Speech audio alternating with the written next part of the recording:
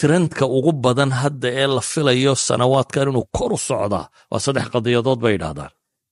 waa atheism, qadiyadda diinlaawanimada iyo ilaahay ma jiradu kor bay uga socotaa galbeedka. qadiyadda shuduudka iyo ragga ku kaaftoomaya waxa la mid ah iyo faafinteeda iyo dhigisteeda iyo qaanuun samaynteedu kor bay u socotaa. qadiyadda mukhaadaraadka iyo taqniinkeedu in la qaanuuneeyo stabiskeedii baa bilaabay, yana kor bay u socotaa. waxaan filayaa wakhti aan sii fogeyn inay mukhadaraadku la noqon doonaan sida khamriga iyo sigaarka iyo kuwa dushuun lagaga qori doono waa khatar ee naftaada ka ilaali iyo waa lagu dhintaa iyo waxaa inta dusha lagaga qoro in la odhan doono xorriyadda dadka iyo xuquuqdooday ka mid tahay oo ay dadku iibsan doonaan. 3daasiba xog bay uga socdaan galbeedka. 3daba dawadoodu ilaahay kitaabkiisay ku jirtaa. laakiin innaga markaa waxaa ku kulmaya dadka kan jahlun biddiin oo ah qofkani wuxuu diin u haystaa xoogaagii uu maqmaqli jiray reerahooda uu ka soo maqlay berigii uu waddanka joogay, wixii uu meelaha ka maqmaqlay wax sax iyo wax qaldanba. laakiin meel la taqniiniyey oo la nidaamiyey kufriga iyo sida loo dhigayo, la taqniiniyey xumaha iyo sida loo sharxayo, wax walba xorriyad iyo xuquuq laga dhigay oo qaab xorriyad bini'aadam iyo xuquuq bini'aadam ah loo soo bandhigayo oo shubahaadkaasi tiro badanayaan iyo si laysaga celin lahaa waa adagta. habeenaad adigu tidhahdo ilmo muxuu wax u baran waaya, muxuu shaqtay, mise arkaba inay qiima leedayba. waxaa arkaa inuu dhintaa inay ka roonto inuu noolaado, waayo wuxuu rumaysan yahay kadeedkeedaabaad ka raysan lahayd haday kaa baxdo noloshan warwarkeeda iyo fikirkeeda iyo kadeedkeeda. waa laga yaabaa inaad la yaabtaan, lakin waxa laga yaaba kuwa yarare gurigiina jooga haddaad weydiiso inuu ku leeyahay intaasoo gorban isku dayo is yidhi ku fikeri ma istishaa baan ku fikeri. kuwa waaweyne profesorada ayaa kuwanba saa u fakera. haddaba hadday waagaa hore ahayd waxyaabo qof intuu shakigu ku dhaco uu meel cidlaa iska fadhiisto ama isagoo isku mashquula ama istila ama saa, imka waxay noqotay meel ducaad preachers, dad baaba faafinayo ku dhawaaqayo oo xuquuq ka dhigayo oo le biniaadamku xaq buu leeyahy inuu diimaa ka tago, biniaadamku xaq buu leeyahay inuu shudu sameeyo, biniaadamku xaq buu leeyahay xorriyaad iyo xuquuq iyo kan iyo looyaris iyo qawaaniin iyo dowlado iyo mujtamacaad dhan oo xumaha gaydhgaraynaya oo ilaalinaya oo dhigaya. dhibteennuse waxay u badan tahay kitaabkaynu haafilkanay oo wixii wax dawaynayey ayaynu moogannahay. waxaa laga yaabaa dadka intiisa badani inaanay akhrii karinba, inta akhriyi kartaana inteeda badani inaanay fahmi karin, inta wax ka fahmi kartaana in badanoo ka midi waxay u baahnaayeen inaanay kala soo bixi karin, ka istimbaati karin. ayo inaad darajada gaadha waa masale dambe, laakiin waxay leenahay xaqiiqa ahaan wixii loo baahnaa isagay ku jiraan. rusushana hadduu kay la hadlayaan mulxid yaana ilaahay jiritaankiisa rumaysnayn, iyo hadduu yahay ku ilaahyo badan rumaysan, iyo hadduu yahay ku aakhiro inkiraya, iyo hadduu yahay ku rususha inkiraya, qur-aankan baa la yidhi nebiga kula hadal calayh salaatu wasalaam.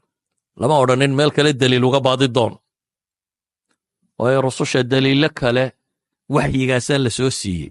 taa macnaheedu waxa weeyaan dadkan dhammaantood bikulli fi'aatihim isku dar, hadday malaaxida yihiin, hadday ilaahyo badan caabudayaan, hadday aakhiro dafirsan yihiin, hadday rususha dafirsan yihiin, hadday malaa'igta dafirsan yihiin, intaba ilaahay wuxuu kula hadlayaa qur'aanka kan. taa macnaheedu waxa weeyaan intaas oo mas'alo oo la tilmaamayo xujadii aad u baahnayd ee dad lagu qancin kari lahaa waxay ku jirtaa qur'aanka kan. waxay ku jirtaa qur-aankan. laakiin dadka marka diintoodana jahli kaga dhaco, isla markaana fitankana ay mucrad u yihiin, ay u banbaxaan meesha beledu taallana, siduu u badbaadayaa? su-aashu waa kaas. yacni waxaa laga yaabaa sayfid shal ciddii ku jirtay waddankiisii iska joogtay, dad isku wada diina oo caqiida qura wada rumaysan oo caynkani aqoon badan ba ayaanu lahayne bulshada iska dhex socdo inuu badbaadayo. laakiin markaad adiga iyo ubadkaaguba u soo banbaxdeen meel kale wada diina, bale diimaha dagaal lagula jiro, laakiin waxaan rabnaa inaanu sheegna waxa weeyaan, war meesha tan shubahaadkaasi waa tiro badan yihiin, iyagoo weliba systematic ah oo iskuulinka ka bilaabma ilaa iyo jaamacadda, uu qofkaasi bii'ada waxaasi uu ku dhex jirayo. ilmahaas idinku dee masaajidka iyo maqaaxidii lagu murmayey iyo intan baa idinku tagtaan, gaal kiina ugu badanee laba ula shaqeeya buu arkaa. laakiin dadkan yaryare waa isku melmeen, meelahan ay wax ku dhiganayeen iyo meeshaanay la joogaan, dhibtaasaa haysataa.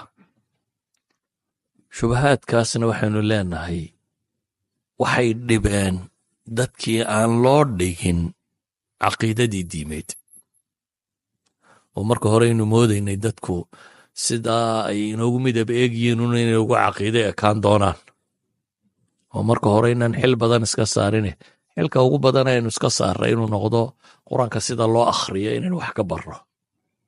jisca muu akhriyi karaa, tabaarak buu akhriyi karaa, sida loo akhriyo inaynu wax ka barro. sida loo akhriyo waxaa ka sii muhiimsan sida loo fahmo. marka waxaan ku soo koobayaa darskeenna kan, dhibtaasi waa jirtaa, ubadkiina way haysataa, waa mid ku fidmoobay iyo mid qarka u saaran. inta badbaadisa bersantkeedu waa bersanti yar. taariikhda bini aadamkee soo jireenkana waxay tilmaamaysaa dadka aan iyagu wadanin manahij wax badasho dadka kale aan bedelaynin, ugu badnaan inay 3 qarni 3 jiil inay ku bedelmaan. dad adugu de sidii saxaabadii nebi maxamed calayhi salaatu wasalaam dad dacwo iyo diin wado iyagu dadka bedelaya yihiin oo manhaj sito oo iyagu wax dhigaya, kuwaasi waa gruub kale. laakiin dadkan kale iska hijrooda kolba meel iska degaa, 3 jiil unbay sii noolaadaan. jiilka 3aad dadku ka mid yihi, adugu kaa dashay isagoo yaro khafiifa oo afkiina midhadh ka garanaya, waxoogaa cilmi dhegdhegood yarna diinta ka maqmaqlay, kaasi ku sii dhala qiyaas muxuu noqonayaa? meeshaasii jooga. kaasi ka 3aad u dhala xaguu noqonaya? practicalina waa la hayaa. eeg muslimiintii dagaalkii koowaad ee dunida tagtay latin america waxaa ka tegey muslimiin aad u tiro badan oo weliba shaam ka tegay dhulkan la yidhaahdo. atrak baa looga yaqaanaa xaggaa markay tageen, waayo basaboorkii cuthmaaniyiintay siteen oo inay turkiya yihiin baa loo haystaa, lakiin waa carab. marka laga eego xagga dhaqaalaha iyo waxaa iyo madaxnimada iyo waa madax, waa kuwii wadanadan latin america raggii xukumayey, carlos mancim iyo hebel yani raggii xukumayey. marka xagga lacagta laga eegana waa tujaarta ugu waaweyn, laakiin xagga diinta marka laga eego way tirtirmeen. xataa masaajiddu california imika masaajidadan ku yaala qaar ka mid a, masaajidii waagaa hore muslimiintaa hore tagtay ay dhisteen, qaar ba hadda barking ah. masaajid 7 dabaqaa jiro hadda barking ah. waa barking gawaadhida lagu xidhay, ga sarana calaamadihii muslimka aad kursiya waxbaa ku qoran. barkinga markaad halkaa kaga soo socoto waxaa suran calaamadaa suran islaamiyo tilmaamaya. kuway sii dhaleen unba iibsaday masaajidkiina, ila iyagu masaajid ba ma rumaysanayne, daaruun awowyadoodii hore ka tegeen bay hayde.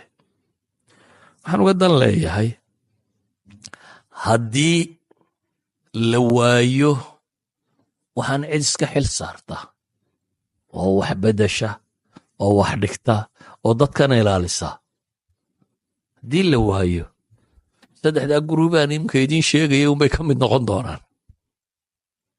sidaa guruuba trendka ah aan leenahay waa trendiska socda ayma ka mid noqon doonaan in ilaahay dafirta in qoomamka aan la garanayn ku biirta in daragga iyo waxaa ka shaqaysa noocaasumay wakaan doonaan waxa quray ku badbaadi karaan dadkaynu u nimin aynu ku badbaadin karnaa waa inaynu diintan sheegno inana isu sheegno kuwan aynu u nimina aynu u sheegno oo ilaahay kitaabkiisa dadka ugu yeedhno wax kastoo xanuunoo jirana ilaahay qur-aanka wuxuu ku yidhi qul huwa liladiina aamanuu hudan wa shifaa wanunazilu min alqur'aani maa huwa shifaaun waraxma lilmu'miniin qur-aankaasi wuxuu u yahay dadka mu'miniinta hudan wa shifaa shifaaun lima fi suduur laabta waxa xanuun galo oo dhan midda weeyaan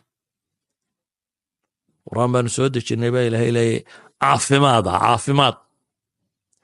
wax laga caafimaadana cuquusha iyo qulubta ugu fiican haddaad labadaa ka waalato waxba nolosha kale ma tarto dhadhan male nolosha kale dad balaayin haysata dhadhan male noloshu waxay dhadhan leedahay markaad labadaa ka nooshahay